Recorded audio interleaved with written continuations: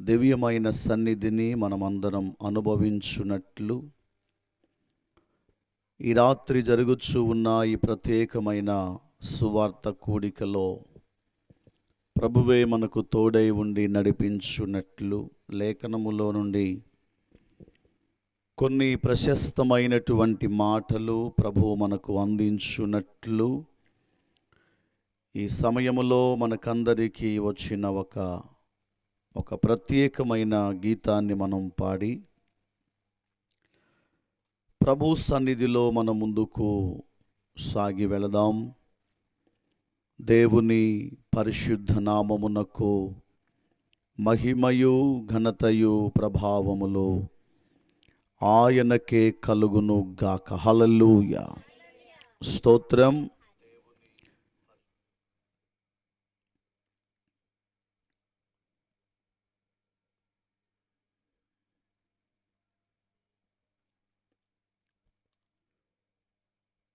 మనమందరం కలిసి రెండవసారి ప్రభునామాన్ని మనము ఘనపరుచుదాం. ఈ మైకు శబ్దం ద్వారా వింటున్న ప్రజలకును అలాగుననే లైవ్లో వీక్షించుచున్న వారందరికీ మన ప్రభువైన యేసు క్రీస్తు అతి శ్రేష్ఠ నామమున ప్రత్యేకమైన శుభాలు వందనాలు తెలియపరుస్తున్నాను. ఈ సమయంలో ఒక ప్రత్యేకమైన గీతాన్ని మనం పాడి ప్రభునామాన్ని మనము ఘనపరుచుదాం. ఆ తరువాత దేవుని వాక్యములోనికి మనం వెళదాం. జీవప్రదాతవు నన్ను రూపించిన అనేటటువంటి గీతాన్ని పాడి ప్రభునామాన్ని మనము ఘనపరుచుదాం.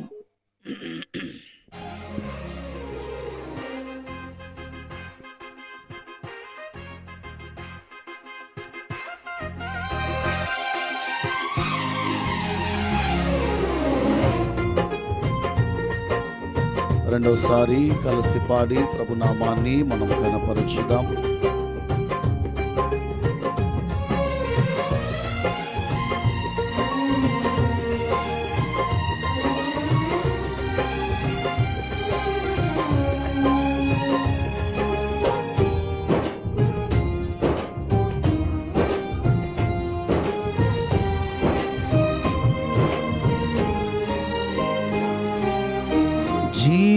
జీవప్రదాతవు నన్ను రూపించిన శిల్పివి నీవే ప్రభు.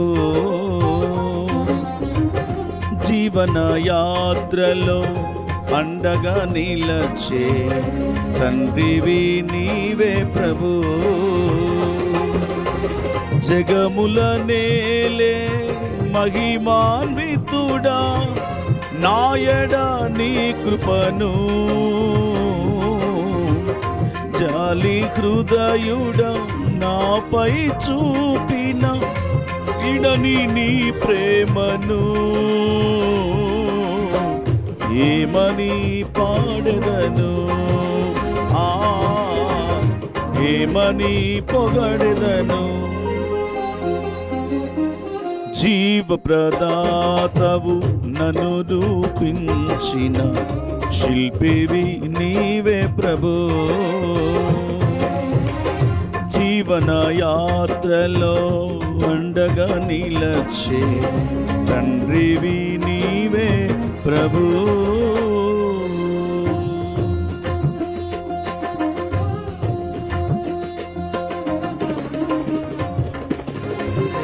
స్తోత్రం.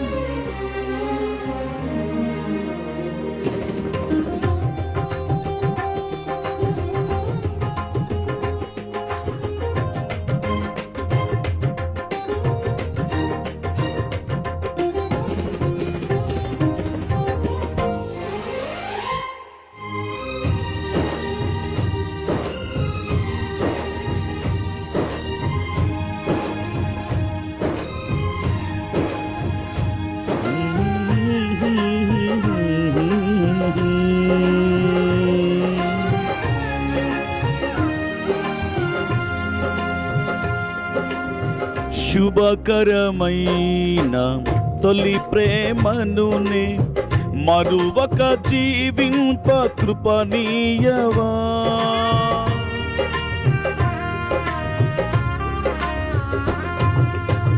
శుభకరమైన తొలి ప్రేమనునే మరువక జీవింప కృపనీయవా.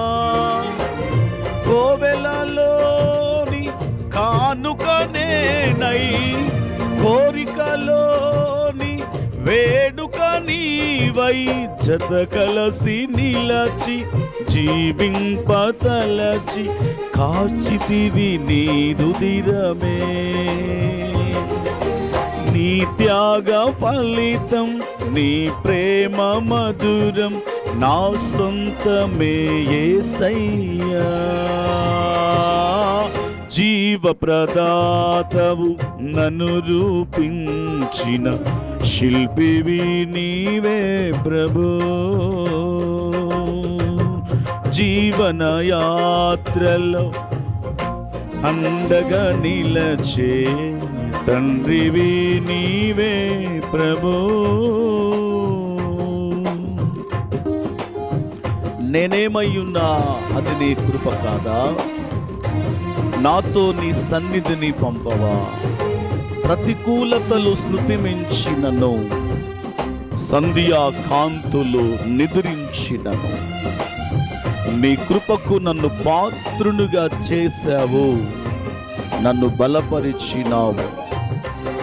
నా జీవితములో ఒక వెలుగుగా ఉదయించి నడిపించావు.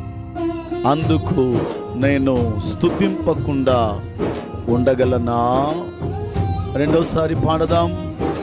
ప్రభునామాన్ని మనము ఘనపరుచుదాం. స్తోత్రం.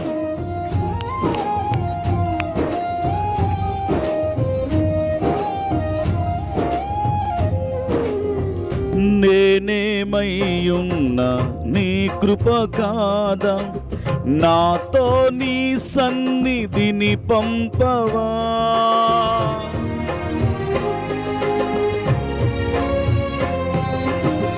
నేనేమయ్యున్నా నీ కృప కాదా?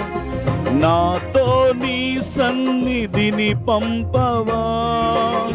ప్రతికూలతలు శృతి మిల్చినను సంధ్యాకాంతులు నిదురిల్చినను తొలి వెలుగు నీవై ఉదయించినాపై నడిపించినది నీవయ్యా. నీ కృపకు నన్ను పాత్రునిగా చేసి బలపరచిన యేసయ్యా. జీవ ప్రదాతవు నన్ను రూపించిన శిల్పివి నీవే ప్రభు. జీవన యాత్రలో అండగా నిలచే తండ్రివి నీవే ప్రభు.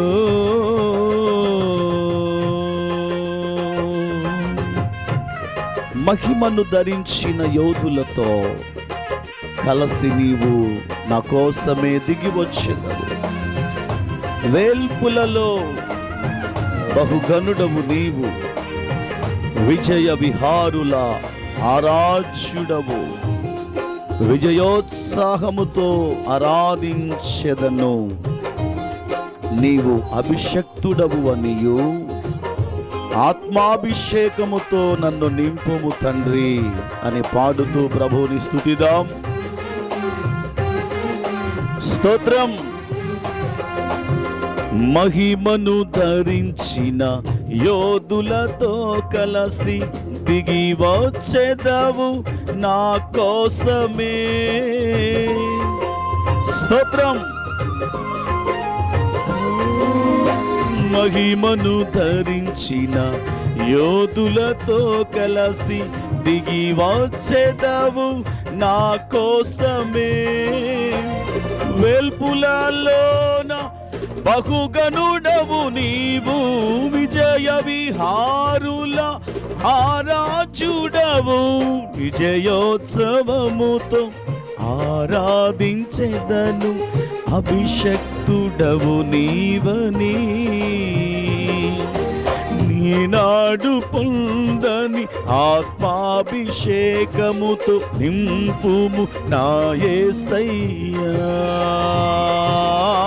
జీవ ప్రదాతవు నన్ను రూపించిన శిల్పివి నీవే ప్రభో. జీవన యాత్రలో అండగా నిలచే తండ్రివి నీవే ప్రభో. జగముల నేలే మహిమాన్వితుడా నాయడా నీ కృపను. జాలి హృదయుడా నాపై చూపిన వీడని నీ ప్రేమను. ఏమని పాడెదను ఏమని పొగడెదను. జీవ ప్రదాతవు నన్ను రూపించిన శిల్పివి నీవే ప్రభో. జీవన యాత్రలో అండగా నిలచే తండ్రివి నీవే ప్రభో. శిల్పివి నీవే ప్రభో. తండ్రివి నీవే ప్రభో. Praise the lord. హల్లెలూయా. తలలు వంచుదాం, చిన్న ప్రార్థన చేసుకుందాం. ఈ రాత్రి ప్రభువే మనందరితో ప్రత్యేకముగా లేఖనములో నుండి కొన్ని విలువైన మాటలు ప్రభుల వారు మనకు అందించున్నట్లు ఈ సమయములో మనం ప్రార్థన చేద్దాం, ప్రార్థనలో ఉందాం. ప్రేమ నమ్మకము కలిగిన మా ప్రియ పరలోకపు తండ్రి, సర్వాధికారి నీకు వందనములు చెల్లిస్తున్నామయ్యా. ఈ రాత్రి ఈ విధముగా ఈ ప్రత్యేకమైన ఈ సాయంకాల వేళలో ఈ గృహమునందు ఏర్పాటు చేయబడిన ఈ ప్రత్యేకమైన సువార్త కూడికను మీ చేతులకు అప్పగిస్తున్నాం. కొన్ని పాటలు పాడి మీ నామాన్ని ఘనపరిచే కృపనిచ్చారు. లేఖనములో నుండి కొన్ని విలువైన మాటలు మేము ధ్యానం చేస్తున్నప్పుడు ఈ రాత్రి మాకు కావలసిన కొన్ని విలువైన మాటలు లేఖనములో నుండి మా అందరితో మాట్లాడి మమ్మల్ని అందరినీ బలపరచమని కొన్ని మాటలు మా తండ్రి అయ్యా వినుచున్న వారి హృదయాలలో అవి ఫలించున్నట్లు ఉపయోగపడినట్లు మీ కృపను సహాయము చేయండి. ఇంతవరకు మీరు మాకు తోడుగా ఉన్నారు. ముందున్న సమయం అంతా కూడా నీ నామమునకే మహిమకరముగా జరిగించమని యేసు ప్రశస్త నామమును బట్టి ప్రార్థించి వేడుకొనుచు ఉన్నాము తండ్రి. మంచిది ప్రియులరా, ఈ సమయంలో మనము కొన్ని లేఖన భాగాలు మనము ధ్యానం చేద్దాం. లూకా సువార్తలో నుండి 13వ అధ్యాయం, మరి అందులో వ్రాయబడిన కొన్ని ప్రశస్తమైనటువంటి మాటలు.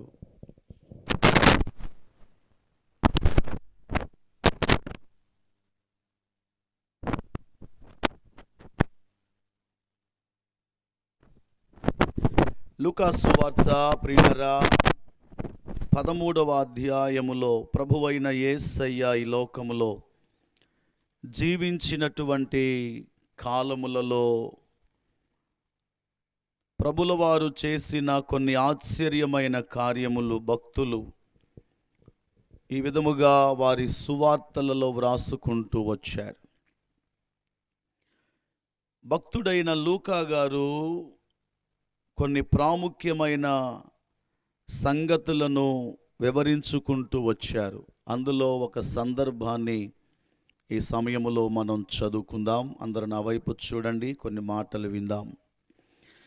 లూకా సువార్త 13వ అధ్యాయం 10 నుండి ఇంచుమించు 13 వచనములు మనము చూచినప్పుడు, విశ్రాంతి దినమున ఆయన ఒక సమాజ మందిరములో బోధించుచు ఉన్నప్పుడు 18 ఏండ్ల నుండి బలహీనపరుచు దయ్యము పట్టిన ఒక స్త్రీ అచ్చట ఉండెను. ఆమె నడుము వంగిపోయి ఎంత మాత్రమును చక్కగా నిలబడకుండా లేకుండెను. యేసు ఆమెను చూచి రమ్మని పిలిచి, అమ్మా, నీ బలహీనత నుండి విడుదల పొంది ఉన్నావు అని ఆమెతో చెప్పి ఆమె మీద చేతులు ఉంచగానే ఆమె చక్కగా నిలువబడి దేవునిని మహిమపరచెను. ప్రియులారా, ఇక్కడ మనం చదువుకున్న పాఠ్యభాగములో ఆయన ఒక గ్రామములోనికి ప్రవేశించి ఉన్నారు అని, ఆ గ్రామములో మరి విశ్రాంతి దినమందు సమాజ మందిరములో ప్రభువైన యేసయ్య ఆ సమాజ మందిరములోనికి వెళ్ళి కొన్ని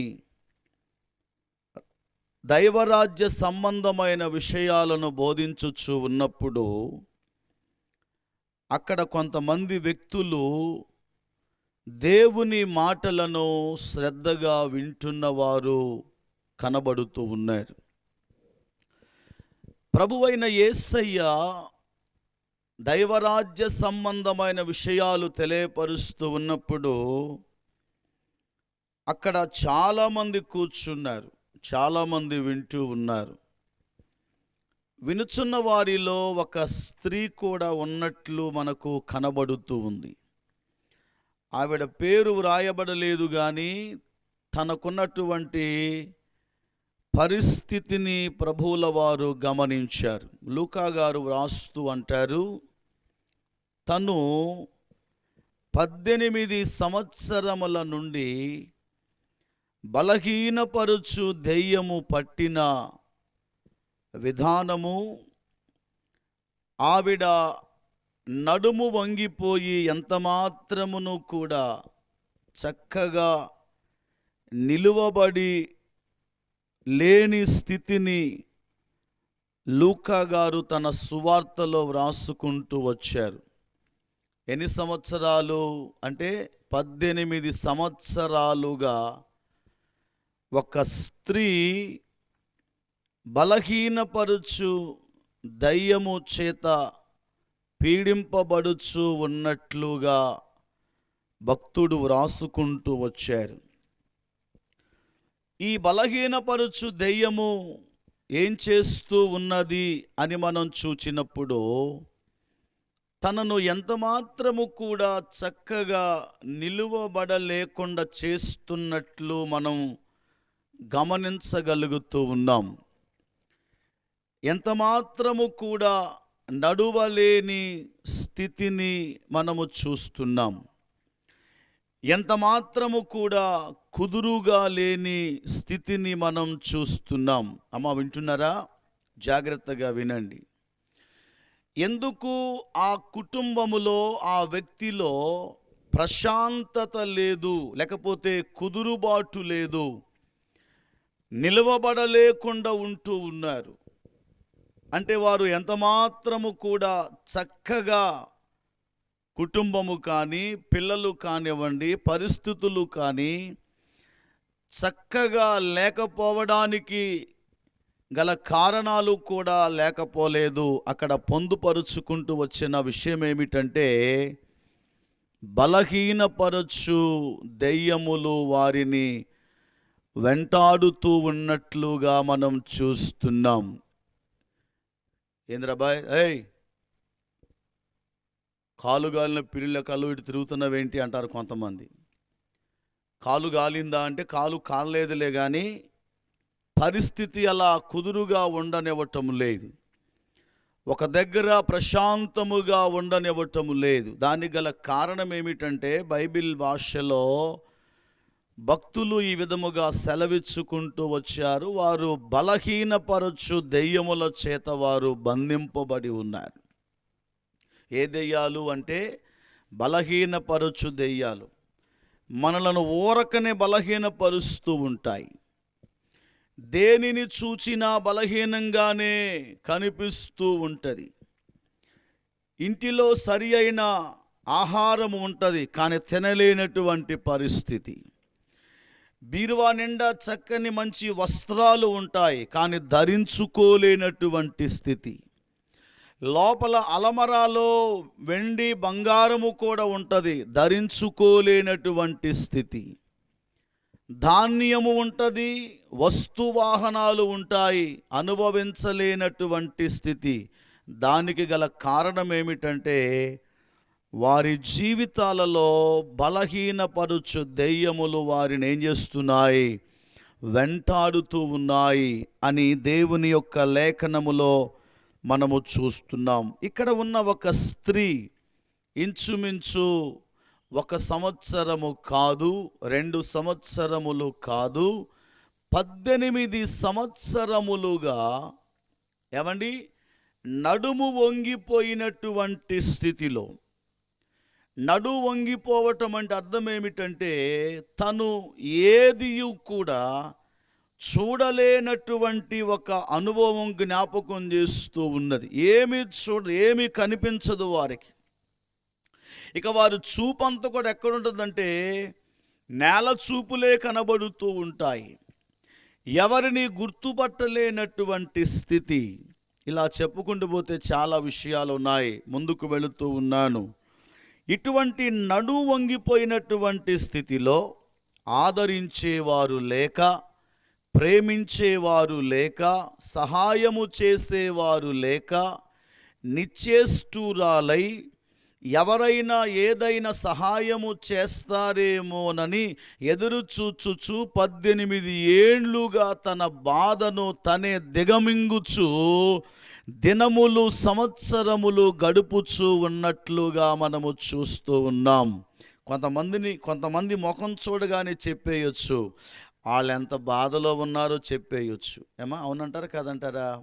వెంటనే చెప్పేయచ్చు. ఎందుకంటే వారిలో ఉన్న బాధ వారి ముఖములో కనబడుతూ ఉంటుంది. మనం ఎంత నటించినా కానీ దానిని మనం కవర్ చేసుకోలేం. ఎందుకంటే బాధల తీవ్రతగా ఉంటూ ఉన్న కారణాన మన ముఖమంతా కూడా ఒక విధమైనటువంటి వికారముతో కనబడుతూ ఉంటుంది. అందుకే కీర్తనాకారుడు ఒక మాట అంటాడు, నా ప్రాణమా నీవేళ కృంగి ఉన్నావు, నీవేళ తొందరపడుచున్నావు. ఆయనకు అర్థమైపోయినట్లుగా తను భావించాడు. కీర్తనకారుడు అంటాడు, నా ప్రాణమా నాలో నీవేళ కృంగి ఉన్నావు, నాలో నీవేళ తొందరపడుచున్నావు. కృంగిపోయినటువంటి స్థితిని భక్తుడు గ్రహించాడు. కృంగిపోవుట వలన తొందరపాటు కలిగి దేవుని పిల్లలారా తొందరపడుతూ ఉన్నాడు. కుదురుగా లేనటువంటి స్థితిలో తనకు తాను దేవుని సన్నిధిలో ప్రార్థన చేస్తూ అంటాడు, అసలు నీవెందుకు కృంగిపోతున్నావు, నీవెందుకు కంగారు పడుతూ ఉన్నావు, నీవెందుకు కలవరము చెందుతున్నావు, నీవెందుకు తొందరపడుతున్నావని తనకు తాను ప్రశ్నించుకుంటున్న సందర్భము కోరవు కుమారుల యొక్క జీవితములో మనం కనబడుతూ ఉంది. ముందుకెళ్తూ ఉన్నాను.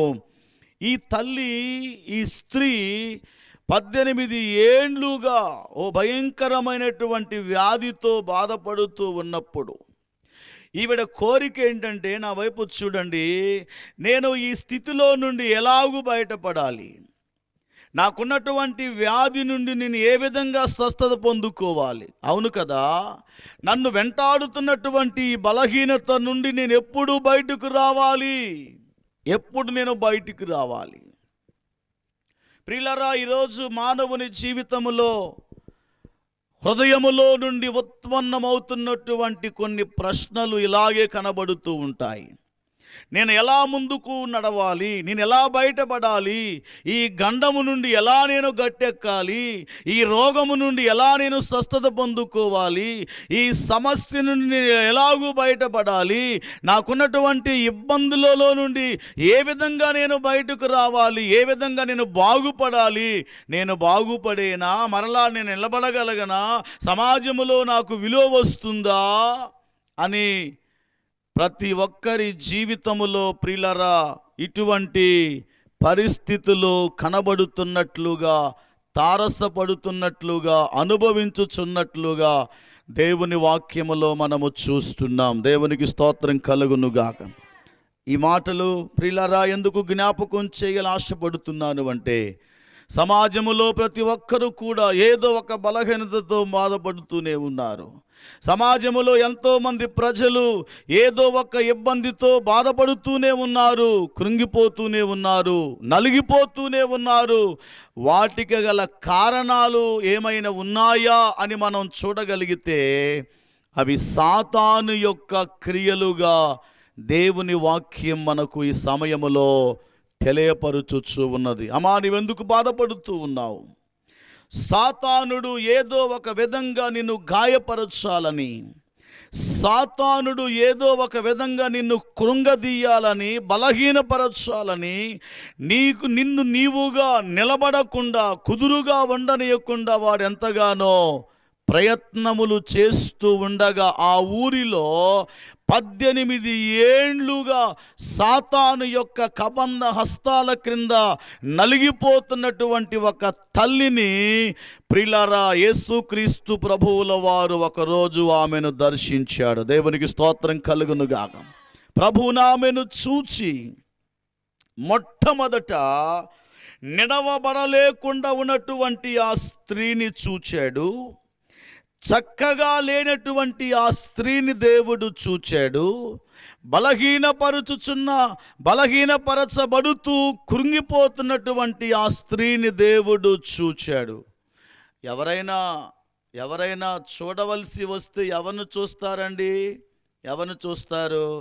అన్ని మంచిగా ఉన్నటువంటి వారిని మాత్రమే చూస్తూ ఉంటారు. అంతేనంటారా కాదంటారా? ఎవరు చూస్తారండి? ఇప్పుడు మేము ఉన్నాం అనుకోండి, మేము ఎవరింటికైనా వెళ్ళాలంటే ఎవరింటికి వెళ్తాం? మంచిగా ఫ్యాన్ ఉన్న ఇంటికి, లేకపోతే మంచిగా ఇల్లు మంచిగా ఉన్న ఇంటికి వెళ్ళడానికి ప్రయత్నం చేస్తూ ఉంటాం. అంతేగాని పూరి గుడిసెలోకి వెళ్ళి కూర్చోడానికి ఇష్టపడతారు ఎవరైనా? ఏమండి, ఇష్టపడతారా? కానీ దేవుని యొక్క ఉద్దేశం ఏంటంటే ప్రియులరా, ప్రభువుల వారు ఎవరిని చూస్తున్నారు? ఆయన ఎవరి మీద దృష్టి పెడుతూ ఉన్నారు? ఎవరి మీద ప్రభుల వారు ఆయన ఒక ఆలోచన కలిగి ఉంటూ ఉన్నారు అని మనము గమనించినప్పుడు, ఎవరైతే నలిగిపోతూ ఉన్నారో, ఎవరైతే కృంగిపోతున్నారో, ఎవరైతే బలహీనులుగా ఉన్నారో, ఎవరైతే చెడిపోయినటువంటి వారుగా ఉన్నారో, ఎవరైతే దేవుని పిల్లరా ఇదిగో భక్తిలో కానివ్వండి, ఆత్మీయతలో కానివ్వండి, ఎవరైతే దిగజారిపోతున్నారో వారందరినీ మరలా దేవుడు బలపరచాలని ఆయన సంచారము చేస్తూ ఉండగా సమాజ మందిరంలో ఒక స్త్రీ యేసయ్య దృష్టిలో పడినప్పుడు మొట్టమొదట ప్రభువుల వారు చేసిన పని ఏమిటంటే యేసు ఆమెను చూచాడు. అందరూ చెప్పండి. యేసయ్య మొట్టమొదట ఆమెను చూచి, రెండవది ఆయన గారు ప్రభువుల వారు ఏమన్నారు అంటే రమ్మని పిలిచారు. అందరూ చెప్పండి. మొట్టమొదట చూస్తున్నటువంటి వారుగా ప్రభువుల వారు కనబడుతూ ఉన్నారు. రెండవది ఆవిడను రమ్మని పిలిచాడు. చూచారా దేవుని ప్రేమ ఎంత గొప్పదో, దేవుని యొక్క వాత్సల్యత ఎంత గొప్పదో ప్రియులారా. దేవుని వాక్యాన్ని మనం గమనించినప్పుడు దేవుడు చూచుచున్నటువంటి వాడుగా మనకు కనబడుతూ ఉన్నాడండి. ఆయన మన ఎడల వాంఛ కలిగినటువంటి వ్యక్తిగా మనకు కనబడుతూ ఉన్నాడు. ఆయన మన ఎడల ఒక ప్రత్యేకమైనటువంటి శ్రద్ధ కలిగినటువంటి వ్యక్తిగా కనబడుతూ ఉన్నాడు. లోకములో ఎవరైనా నిన్ను చూచేటటువంటి వారు, నీ గురించి ఆలోచించేటటువంటి వారు, నీ కుటుంబాన్ని గురించి ఒక ప్రత్యేకమైన శ్రద్ధ కలిగినటువంటి వారు లోకములో ఎవరైనా ఉన్నారా? ఒకసారి ఆలోచించే ఎవరైనా ఉన్నారంటే ఎవరో కూడా లేరు అని మనం చెప్పుకోవచ్చు. దేవుని ప్రేమకు నిదర్శనం ఈ రాత్రి మీ అందరితో పంచుకోవాలనుకుంటున్నాను. ఆయన ప్రతి ఒక్కొక్కరిని చూస్తున్నటువంటి వారుగా ఉన్నారు. ఆయన చూస్తూ ఉన్నారు. మనం అనుకుంటాం నన్నెవరు చూడటం లేదు అని మనం అనుకుంటాం. నా బాధలు ఇలాగున్నాయి, నన్ను ఎవరు పట్టించుకోరని మనం అనుకుంటాము. కానీ ఆయన అందరినీ చూచుచున్నటువంటి వారుగా కనబడుతూ ఉన్నారు. దేవునికి స్తోత్రం కలుగునుగా. చూచి ఆమెను రమ్మని దగ్గరకు పిలచి, ఇప్పుడు ఏమంటున్నారు అంటే ఆమె మీద చేతులు ఉంచి ఆమెను ఏం చేస్తున్నారు, స్వస్థత పరిచినట్లుగా మనము చూస్తున్నాం. 4 అనుభవాలు ఇక్కడ మనము చూస్తున్నాం. మొట్టమొదట ఆయన చూచారు, రెండవది రమ్మని పిలిచారు, మూడవది ఆవిడ మీద చేతులు ఉంచారు, నాలుగవది ఆవిడలో ఉన్న దయ్యమును దేవుడు వెళ్ళగొట్టాడు. దేవునికి స్తోత్రం కలుగునుగాక. దేవుని వాక్యములో ప్రియులారా, ఎజ్రా గ్రంథములో మనము చూచినప్పుడు, ద్వితీయోపదేశ కాండములో మనము చూచినప్పుడు, దేవుని హస్తము, దేవుని చేతులు ఎవరి మీద అయితే ఉంటూ ఉన్నాయో, దేవుని హస్తము ఎవరి మీద చాపబడుతూ ఉంటుందో, దేవుని కరుణా హస్తము ఏ ఇంటి మీదకు వస్తూ ఉంటుందో, దేవుని శ్రేష్టమైన ఆ దక్షిణ హస్తము ఏ ఇంటి మీదకైతే ఆయన చాపుతూ ఉంటారో, చూపుతూ ఉంటారో, ప్రియులారా, ఎన్నో అనుభవాలు లేఖనములో చెప్పబడుతూ వచ్చాయి. దేవుని హస్తము ఏ ఇంటి మీద ఉంటూ ఉన్నదో, నా వైపు చూడండి, ఆ ఇంటి చుట్టూతా ఉన్న శత్రువులను ఆయన అనగద్రొక్కినట్లుగా మనము చూస్తున్నాం. దేవునికి స్తోత్రం కలుగునుగాక. దేవుని చేతి మన మీద ఉండగలిగితే, దేవుని కరుణాహస్తము మన మీదకు చాపబడితే, మన చుట్టూతూ ఉన్న శత్రువులను ఆయన వెళ్ళగొట్టేవారుగా ఉన్నారు. మనలను బాధించే శత్రువులను ఆయన గద్దించేవారుగా ఉన్నారు. మనలను కృంగదీసేటువంటి పరిస్థితులను ఆయన గద్దించువారుగా ఉన్నారు అని కీర్తనకారుడు 119వ కీర్తనలో కూడా ఇలాగూ చెప్పుకుంటూ వచ్చారు. నా ప్రియమైన దేవుని ప్రజలారా, నా ప్రియమైన దేవుని సంఘమా, దేవుడు చేయుచున్న మంచి కార్యములు ఇక్కడ కొన్ని కనబడుతూ ఉన్నాయి. నా వైపు చూడండి.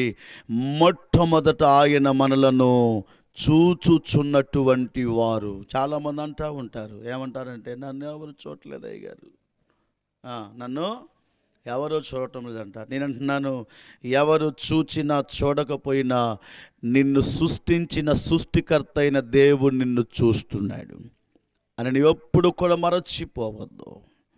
ఒకవేళ నిన్ను ఎవరు పిలిచినా పిలవకపోయినా, నిన్ను ఎవరు పలకరించినా పలకరించకపోయినా, దేవుడు నిన్ను పలకరించడానికి ఆయన సిద్ధముగా ఉన్నారు. అమ్మా రమ్మని ఆయన పిలుస్తున్నాడు. ఎందుకు పిలుస్తున్నారు అంటే, దేవుడు ఆవిడను పలకరించుచున్నాడు.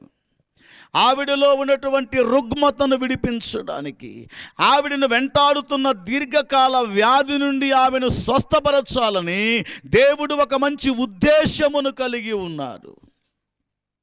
మన ప్రభుల వారు మన జీవితంలో ఏదైనా చేయాలి అని ఆలోచన కలిగి ఉంటే వాటన్నింటినీ మేలుకరముగా చేస్తాడు ఆయన. దేవునికి స్తోత్రం కలుగునుగాక. ఇప్పుడు వచ్చేటప్పుడు ఏడ్చుకుంటూ వచ్చిందా? వచ్చేటప్పుడు నడు వంగిపోయిన స్థితిలో వచ్చిందా? అంతకుముందు 18 ఏండ్లు లేనటువంటి ఆ యొక్క నిలబడేటువంటి ఆ అనుభవం, దేవుని పిల్లారా, ఆ 18 ఏండ్ల నుండి లేనటువంటి ఆ సంతోషం, 18 ఏండ్లుగా లేనటువంటి ఆ బలము ఎప్పుడైతే ప్రభువు ఆ స్థలములోనికి వచ్చాడో, ఎప్పుడైతే ప్రభువు ఆమెను చూచాడో, ఏ రోజైతే దేవుడు ఆమెను దర్శించారో, ఏ రోజైతే దేవుడు ఆమెను పిలిచారో, ఏ రోజైతే దేవుని స్వరాన్ని ఆవిడ విన్నదో, ఏ రోజైతే దైవ దర్శనాన్ని ఆవిడ పొందుకుందో, అదే రోజు తను ఎన్నడూ చూడని ఒక శ్రేష్టమైన, ఆశ్చర్యమైన ఓ గొప్ప కార్యములు ఆవిడ చూస్తూ ప్రభునామమును మహిమపరుస్తూ ఆవిడ వెళ్ళినట్లుగా లేఖనములో మనము చూస్తూ ఉన్నాం. ఈ రాత్రి మాటలు వింటున్న నా ప్రియమైన దేవుని ప్రజలరా, దేవుని సంఘమా, దేవుని సంఘమా, ప్రభువు నిన్ను చూస్తున్నాడు. ప్రభువు నిన్ను చూస్తున్నాడు. నిన్ను ధైర్యపరచడానికి దేవుడు ఒక మార్గమును ఏర్పాటు చేస్తారు. దేవుని దృష్టిలో ఉన్నావు నీవు గనుక, ఆయన ఏ స్థితిలో ఉన్నా, నిన్ను ఏ పరిస్థితుల మధ్య నీవు ఉన్నా, నీవు ఆయన ఏర్పాటులో ఉన్నావు కాబట్టి నీవు ఎక్కడ ఉన్నా నిన్ను ఆయన తప్పనిసరిగా చూస్తాడు. నీకున్న బాధ నుండి, బలహీనత నుంచి ఆయన విడిపించడానికి సంసిద్ధుడుగా ఉన్నాడు. ఇప్పుడు తన వేదనతో వచ్చింది. ఇప్పుడు ఎలా వెళ్తుందంటే తిరిగి సంతోషముతో వెళ్ళుచున్నట్లుగా మనము చూస్తూ ఉన్నాం. ఆయన తన చేయిని చాపుచున్నాడు. దేవుడు తన హస్తమును చాపుచున్నాడు. నీ పిల్లల మీద ఆయన హస్తమును